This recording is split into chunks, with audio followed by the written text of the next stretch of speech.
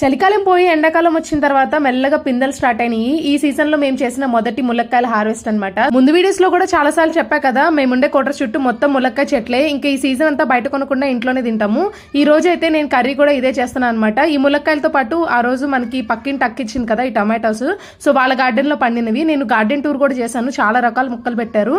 So interest ఉన్న వాళ్ళు ఒకసారి వాచ్ చేసేయండి. టమాటాలు చూడండి ఎర్రగా ఎంత ఫ్రెష్ గా ఉన్నాయో. బేసిక్ గా ములక్కాయలు అందరూ తింటారు అనుకోండి, కానీ మనం తిన్నట్టుగా ములక్కాయ ఆకులు మాత్రం ఇక్కడ నార్త్ లో చాలా తక్కువ అనమాట, ఎక్కువ తినరు. నేను మునగాకు కోస్తున్నప్పుడల్లా ఇక్కడ చుట్టూ అందరు నన్ను చాలా విచిత్రంగా చూస్తారు. ఈ ఆకులు కూడా తింటారా అని చెప్పి అడిగేవాళ్ళు. మనమైతే సన్నగా ఉన్న ములక్కాయలు అసలు తినము, ఓ మాదిరిగా సైజు ఉండాలి. ఇక్కడ వాళ్ళేమో పిందెలు కోసుకొని తినేస్తా ఉంటారు, అదేంటో నాకు అసలు అర్థం కాదు. కర్రీలో ఒక్క చుక్క వాటర్ కూడా వేయలేదు, టమాటోలో ఉన్న జ్యూస్ అంతా బయటకు వచ్చింది. కర్రీ టేస్ట్ మాత్రం చాలా బాగుంది.